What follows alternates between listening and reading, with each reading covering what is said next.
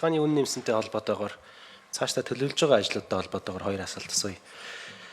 Гэр суурингийн өрхөдөд улаан алдагдал цахилгааны хэрэглээг хэмнэх талаар зөвлөмж өгөх ажлыг зохион байгуулсан гэж байна. Бодит дээр хэдэн өрхөд зөвлөмж өгсөн бэ? 3 тарифтай тоолортой өрх хэд байгаа вэ? Бид үнийг нэмсэн. Гэтэ эсрэгээрээ хэмнэх энэ заавар зөвлөгөөг эрчимтэй хийх ёстой байгаа даа. Утааг үнэхээр бууруулъя гэж байгаа бол байшингаа дулаалаад цахилгаанаар халааж байгаа энэ хүмүүсийг бид нар дэмжих ёстой. Одоо энэ намар хүртэл ямар ажил төлөвлөж байгаа хэдэн өрхөд энэ зөвлөмжийг өгөх вэ? Өвлөөс өртөж дулаалах хэрэгтэй байгаад байгаа. Ялангуяа юм дулаан цагаар дулаалж ижил бидний утааг шийдэх боломжтой. Утааг бол ерөөсөө дулаалгаар шийднэ. Дээрээс нь цахилгаанаар халаана уу, газар халаана уу, сигаретээр халаана уу, оршин суугчдын өөрсдийн сонголт байх ёстой. Тэгэхээр нэгэнд үр дүн ярьж байгаа бол хэдэн өрх зөвлөмж өгсөн юм бэ?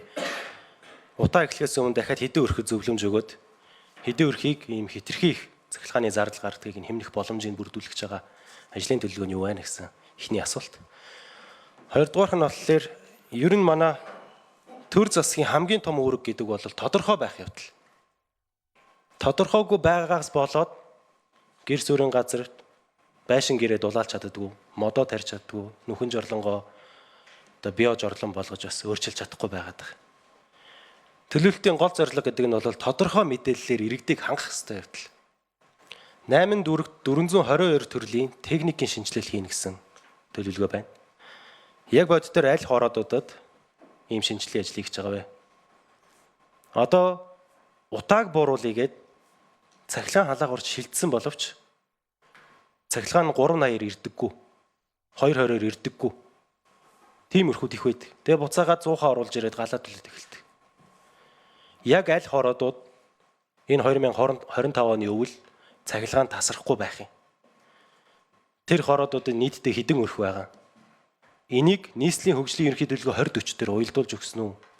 Нийслэлээр очиод асуухлаар эрчим хүчний яам мэдээлэл өгөхгүй байх гэсэн хариулт надад тавиад байдаг. Сайдаас энэ дээр тодорхой хариулт авбал сайн байна.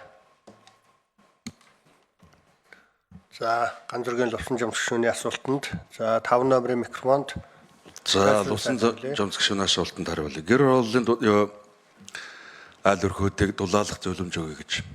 Мэдээж үеийн эрчим хүчний яамнаас зөвлөмжүүдийг өгöd ирж байсан. Түгээх сүлжээнүүдээс ч өгöd ирж байсан. Бид нар ард түмдээ нэг юм зөрөгтэй энэ хэлж чадахгүй. Энэ сүүлийн үед манай гэр оролд барьсан Монгол гэрчдэр хувийн орон сууцчдэр ямар нэгэн стандарт гэдэг юм байхгүйгээр сүүлийн Улаанбаатар хотын төхөнд хэдэн жил 350 60 жилийн төгтөө баха. Ийм л юм явсан байгаа байхгүй юу? Энэс шалтгаалаад нэгдүгээр хүндрэлд гарсан. Хоёрдугаар дулааны үнийг гэд доогоор бариад байхлаар дулаалах сонирхолгүй болчиход байгаа байхгүй юу? Гэд хэмтхэн өртөгтэй учраас зах зээлийн үнэндээ очих юм бол тэр дулаанаа үнэнд ортуулах чинь бас нөгөө дулаалахын тулд хөрөнгө оруулалт хийнэ дээ. Тэрнийг хэдэн жилд нөгөх юм бэ? Урсгал зарлаа яаж хэмнэх юм гэдэг юм чинь удахгүй болчиход байсан зах зээлийн харилцаанаас гарчаад байсан учраас энэ өртөгтөнд хүрэх тухайн асуудлыг нэгдүгээрт ярьж байгаа. Тэгэхгүй бол баг энэ хэмтхэн дулаанаараа дулаалахгүй байгаад байсан нөгөө хэрэглэгчтэй цахилгаанаар хэрэгэлдсэн ашигтай байсан ийм нөхцөл нуухгүй байгаа ийм байна. За тодорхой байх хэрэгтэй гэж ярьж байна. За яг Улаанбаатар хоттой яриад Улаанбаатар хотыг одоо би сая ярьлаа. Бөөрөлжүүдийн цахилгаан станцын 600 мегаваттын хүчин чадал, Баянгийн цахилгаан станцын 660 мегаватт, сая тэр Шивэваадаар баригдах байгаа 660 мегаватт гэх юм бол 2 гигаватт орчим эрчим хөлсөөр бид нар бий болж байна.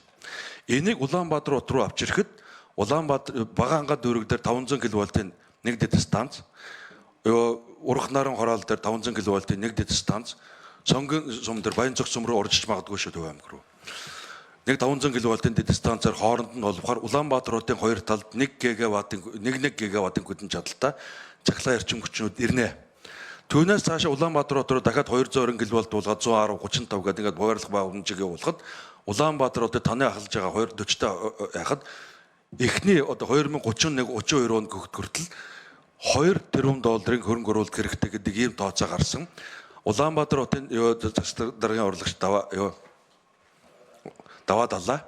Манай яамны бодлого төлөлтийн газрын дарга 90 үлзэг хамтарсан ажлын хэсэг явж байгаа. Энэ 2 тэрбум долларын хөрөнгө оруулалт хийх шаардлагатай гэсэн энэ зорилтын эхний 1 тэрбум долларын санхүүжилтийн их өсвөрийг бид нар болоод хил зэрэг цаашаа хөгжүүлээд явж байна. Азийн дэд үтсийн хөрөнгө оруулалтын банк сая ирж Монголд ирж уулзсан. Бид нар өнгөрсөн жилээс хойш хэлцэж явж хагаад энэ 2 тэрбум долларын эхний 1 тэрбум долларын санхүүжилтийг 900 саяыг нь Азийн дэд үтсийн хөрөнгө оруулалтын банк Монголын тал 100 сая долларын хөрөнгө оруулалтыг шийдсэн тохиолдолд 35 хүртэлх жилийн хугацаатаа 3.2% гүйт жилийн юанаар анхны эргэн төлөлтөөс чөлөөлөгдөх хугацааг нь бол нэг доор хаяж 5 жилээс багагүй хугацаанд байхаар ийм шийдвэрүүд явж байна. Цаана үлдэж байгаа манай засгийн газрын баталгааны орон зай хүрэх юм бол үлдэж байгаа 1 тэрбум долларыг бид нар босгох бололцоо бол эрчим хүчний яамд байна. Бид нар чадна. Гэхдээ энэ бүгдийг сангийн яам, эрчим эдийн засгийн хөгжлийн яам энэ орон зай бүгдийг нь эрчим хүчний салбарт өгчихгүй юу гэдэг ийм асуудлууд байгаа учраас энэ асуудлуудыг бид нар хөгжүүлээд явж байгаа. Их усүр олоод ирж чадж байгаа. Ийм л байна. За зохицуулахаараа нэмээд нэг юу хэлье. За 4 номерын микрофонд хариулт өгье. Нэмэлт хариулт. За Улаанбаатар цэцгэлхэн дагуу сүлжээний 440 мянган хэрэглэгчийг хоолой тоолууртаа хэрэгжүүлэх төсөл 2026 онд хэрэгж дуусахаар ингээд хэрэгжиж явж байгаа. Тэгэхээр энэ хоолой тоолуурт 2 тарифт 3 тарифт руу шилжих сонголт нь бол хэрэглэгчд байгаа. Тэгээ яг хэдийн хэрэглэгч шилжсэн байна, хэдийн хэрэглэгч зөвлөгөө өгсөн байна гэдгийг танд тусна хариулт өгье гэж бодож байна. Дөрөв өрийн төвийн гишүүн асуугаад энэ факторууд энэ жишүүл түвшний хувийн зарцуулалт дээр 1 грамм дээр нь би энийг хэлээд өгье. ТЭЦ 2 дээр 549.4 грамм киловатт цаг буюу 1 киловатт цаг эрчим хүчийг үйлдвэрлэхэд 549 грамм нүүрсийг зарцуулж гин гэсэн үг. ТЭЦ 3 дээр 320.3 грамм киловатт цаг, ТЭЦ 4 дээр 273.4 грамм киловатт цаг энэ өнгөрсөн оноос 1.5 граммаар нэмэгдсэн байна. Дахны дулааны станц 432.2 грамм киловатт цаг өнгөрсөн оноос 0.2 граммаар буурсан байна. Эрдэнэтийн дулааны станц 415.2 грамм киловатт цаг 3.5 граммаар нэмэгдсэн байна. Эрдэнэт үйлдвэрийн дулааны цэцгэлгийн станц 498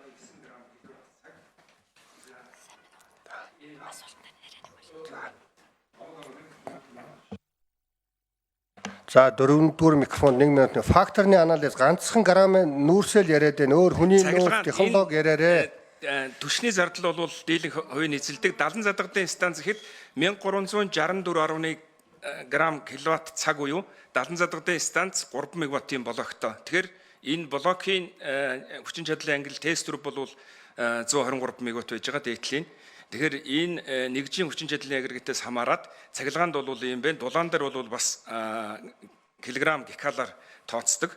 Дулаан дээр бол ТЭЦ 2-ых 193.5 килограмм гекал, ТЭЦ 3-ых 176 килограмм гекал, ТЭЦ 4-их 171.5, дархны станц 187.5, Эрдэнэтийн станц 189.8, Эрдэнэт үйлдвэр 201 килограмм гекал, 70 задгадын станц 238.6 кг гекал, дулаан дээр бол 2023 оноос 24 онд бол бүгд буурсан юм үзүүлэлттэй байна.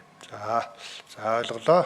За ингээд нүүрсний орц тэр ярьлаа. Тэгээд факторны анализ гэдэг хүний нөөц, менежмент, тээвэрлэлт, өөр бусад зүйлүүд байдаг бол бас бичгээр өгүүлэх буян болно. Баярлалаа танд. За ингээд за Ганзургийн лувсан жамсгч 2 асуултанд хариу авч чадаагүй гэж байна. Нэмж хариулах боломж өгье. 5 номерын микрофон Чолсрон сайд.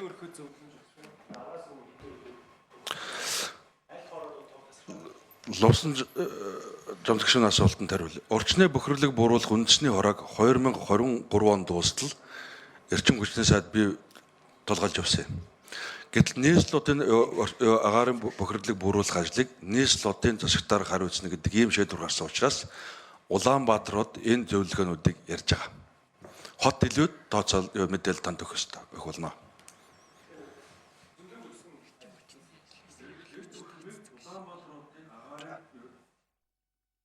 За Чолсрон сайд нэмж хариулт өгье. Орчны бохирдлыг бууруулах үндэсний хороог 2 хуваагаад Улаанбаатар хотын агаарын асуудлыг бол нийслэлийн засагтаар хариуцахаар ийм шийдвэр гараад энэ зөвлөмжүүдийг агаарын чанартай холбоотой асуудлуудыг нийслэл Улаанбаатар хот шийднэ. Энэ мэдээллүүдийг нийслэл үндсэн хариуцаад явж байгаа.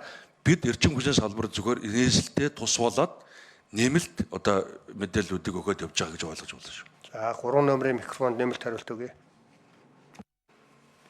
За энэ эрчим хүчний үнийг 11 сараас нэмсэнтэй холбогдуулаад манай яам эрчим хүчний зохицуулахороо компаниудын хамтарсан ажлын хэсгийг бид бүх аймагуудад Улаанбаатар хотод зохион байгуулж ажилласан.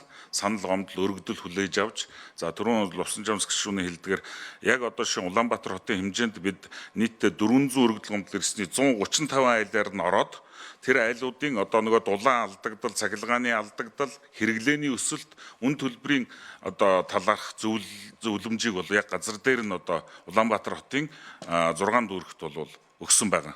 Энэ ажил бол мөн бүх аймагуудад яг бүх түгээх сүлжээнүүд ажлын хэсэг гараад айл өргөдөл гомдол гаргасан айл өрхөөр нь яваад ингээ гомдлыг бол барагдуулаад гомдлын барагдуулалт 98% гүйцэтгэлтэй гарсан юм дүн байна.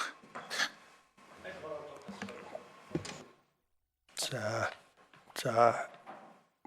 шойсрынсаа 5 номерын микрофонд айл хороолвэ гэж нарийн бичиж асууж байна. За мэдээж тог тасрахгүй байна гэж байхгүй Лувсан Жамск. Одоо бидний байгаа ганцхан их хүйсвэртэй тийм үү? Аливаа хэрэглэгчд 2 их хүйсвэртэй бид нар болгоод энэ төвшөнд очтол энэ 30-40 жилийн асуудал бол. Тог баг тасрах тухай ярина. Уг тасрахгүй байх тухай байхгүй. Ягаад гэвэл тог тасрахгүй байхын тулд 2 их хүйсвэртэй байж таарнаад нэг талд нь үйлчлэгээ хийхэд нөгөө талаас шилгэн залгадаг. Энэ боломж бол үнэндээ Улаанбаатар хотын сүүлийн 30 жилийн хугацаанд энэ төлөвлөлтөө өвчин гэр орол дээр ийм болцоо байхгүй. Тэгж худлаа ярьж ард түмнийг худлаа молгодож хэрэггүй бид нар чадахгүй. Баг тасрах тухай ярина. Одоо та бүхэн мэдж байгаа бид нар одоо хаврын эрхчлэлийн намрын бэлтгэл ажил, өвлийн бэлтгэл ажил хийгээд явсан. Хороодууд дээр нийслэлийн жишээлбэл Монголд даяараа л бид нар системтэй зарлж хагаад хязгаарлнаа. Энэ орон засвар үйлчлэгээ хийнэ гэдгийг илэн далангүй шууд ярьж байгаа. Түүнсэж таны яриад байгаа шиг. За Лувсан Жамск гишүүн тодруулж асуун. Инх цэцэг гишүүнийг микрофон асуултанд оруулаарай. Ерөөсө попрод байгаа юм байхгүй сайдаа. Хаана тасрахын хаана тасрахгүй юм бэ гэдгийг бид нэр тодорхой гаргаж өгөх ёстой шүү дээ. Хөгжлийн ерөнхий төлөвлөгөөн дээр байшингаа дуулаалаад гэрээ дуулаалаад цахилгаан хаалгаар шилжчихээ. Энэ хэсгийг бол бид нэр тэгэх юм бол тогийн таслахгүй гэсэн юм тодорхой байдлыг өгөх хэрэгтэй гэдгийг л би хэлээд байгаа. Нийтээр нь тасрахаа болоо гэдэг би ерөөсөө асуудал хэлээгүй. Бис өнөөдрийн талбай дээр явж байгаа үзлэн үзлээ л дээ. Эрчим хүчний яамны танилцуулгаас харлаа. Улсын хэмжээний юм байгаад байгаа болохоос Улаанбаатар хотод хаана аль хороо тог тасрахгүй юм бэ гэдэг тийм төлөвлөгөө байх ёстой шүү дээ. Хоёрдугаарх нь 440 мянган хэрэглэгчийг ухаалаг тоолорч шилжүүлэх хөтөлбөр хэрэгжүүлж байгаа юм тийм 26 оноос өмнө тийм тэрнийхээ том мэдээллийг бас гаргаж өгөхийг хүсэж байна. Тэгэхээр энэ хөгжлийн ерөнхий төлөвлөгөө 2040 дээр бид нар энийг л тодорхой болгож өгөхгүй л төрийн хамгийн том үүрэгч одоо тодорхой байх шүү дээ. Энийг л авъя гэдэг байгаа юм би. За 5 номер. За Лувсан Жамск гишүүн та тодорхой асуулт тавьж байгаас бид тодорхой хариулъя гэдэг. Улаанбаатар хотын гэр хороололд 2 талын их хүйсвэртэй тог тасрдаггүй болох таны яриад байгаа. Ийм гэр хороол эндээ байхгүй. Тэр бид нар тийм уруулаг улаан цам чадахгүй юмыг би уруулмааргүй байна. За одоо тэр урд нь тэр гэр хорооллууд тэр 4 кВт-аар халаалт хийнэ гэж цахилгаана гэдэг. Яг бод байдлаар 4 кВт-аар чинь 100 м квадрат гэр хорооллын байшин халааж хүч хөрөхгүй байгаа байхгүй юу? Тэгэхээр чи тог тасарнаа да. Ачаал нь хөрөхгүй болохоор тасрна шүү дээ. Тэгж тасрахгүй байна. Бид нар гоё юм таслахгүй болно гэд.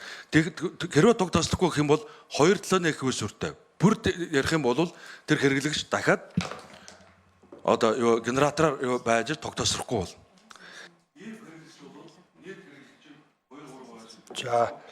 За Лувсан Жамск гишүүн тодруулъя. 1 минут. Чожил сүрэн сайдаа би таныг ажил хийхгүй байгаа ч юм уу эсвэл таны хийсэн ажлыг ерөөсөө үүсгээгүй шүү. Таны төлөвлөж байгаа энэ ажил дээр 8 дүүрэгт 422 төрлийн техникийн шинжилгээ хийнэ гэж. Энийг би байршил нь хаана юм бэ л гэж асуугаад байгаа. Ингээ бичсэн байгаа зүйл чинь газрын зураг дээр хот төлөвлөлт дээр уялдаж явж явах хэвээр. Нийслэл дээр очиод асуухлаар эрчим хүчний яам юу хийж байгаа мэдэхгүй байна гэдэг байгаа байхгүй юу? Тэгээ би ингээ аргаа бариад өнөөдөр эрчим хүчний яамнаас нь асууж байгаа. Тог тасарна гэдгийг би л ойлгож байна. Үн нэмсэн тодорхой хэмжээнд таслана. Гэхдээ бид нэр төр өөрсдөө хаана тог тасрахгүй юм бэ гэдгийг энэ төлөвлөж байгаа ажлынхаа хүрээнд тэр нэгэ тодорхой гаргаж өгөө. хөгжлийн ерөнхий төлөвлөгөө 2040 дээр тусгаж өгөх хэрэгтэй байна гэсэн зүйлийг хэлж байгаа болохоос ш таны хэлж байгаа энэ тайлбаруудыг би бүгдийг нь ойлгож байна. Би чинь тийм тэнэг хүн биш шүү дээ. Инженер хүн. За 5 номерын микрофонд инженер хүний асуултанд инженер хүн хариулна. За. Лусаг шин асуулт нэмээд хариулъя. Би лав Монголын улсын цахилгаан хэрэглэгч бүрийг 2 талын их үүсвэртэй болгоход чадвал 3 талын их үүсвэртэй болгохоос нааш тоогч нь таслахгүй гэж би худлаа амлахгүй. Нэг талын их үүсвэртэй байхад нэгдүгээр таснаа гэдгийг хэлье. Засвар үйлчлэгийг хийнэ гэдгийг хэлье. Нэг. Хоёрдугаарт тэр сая таны ярьж байгаа тэр 107 сумын сум дээр хүчлийн 8 дүүрэг ороод 422 төрлийн одоо шинжилгээ ажил хийнэ гэж хүчлийн уналттай болчиход байгаа. Жидэн ёлтыгад улаачаад байгаа газрууд дээр багаар шинжилгээ ажлууд хийж энэ эрчим хүчний үнийг өртөгтөн ойртуулах хэмжээ авсан бол манай энэ салбараас 2-3 бүтээгдэхүүнтэй цахилгаан эрчим хүч дулаан тэгээд өөр жоохон бий.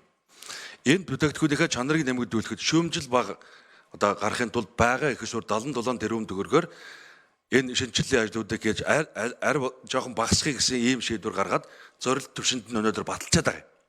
Гэтэл харамсалтай нь энэ эрчим хүчний төрийн өмчт компаниудын 66% менежментийн эрхийг эрчим хүчний яам өнөөдөр өнгөрсөн сараас эхлээд хариуцгаа болсон. Эрчис Монгол гэдэг компани гарч ирээд тэр компаниудаа энэ асуудлуудыг ярина. Тэгээд энэ эрчим хүчний өртөгтөн оржуулах арга хэмжээний нэг хэсэг нь бол зогссоо. Улаанбаатар дулааны үнийг өртөгтөн оржуулах ажил хийгдэж чадахгүй болж байгаа. Цахилгаан эрчим хүчний үнийг тэр шинэ их үүсвэрүүд, валютын анш, инфляц, импорт эрчим хүчний үнүүдээс шалтгаалсан энэ төгсгөлөх ажлыг хийж чадахгүй учраас энийг Эрчис Монгол гэдэг компани менежментийг хэрэгжүүлэгч компани ямар үйл ажиллагаа явуулахыг би тэр хүмүүсийн өмнөөс урьдчилан хэлж чадахгүй байна. Тийм учраас 422 арга хэмжээний хэдийг нь үлдээх юм.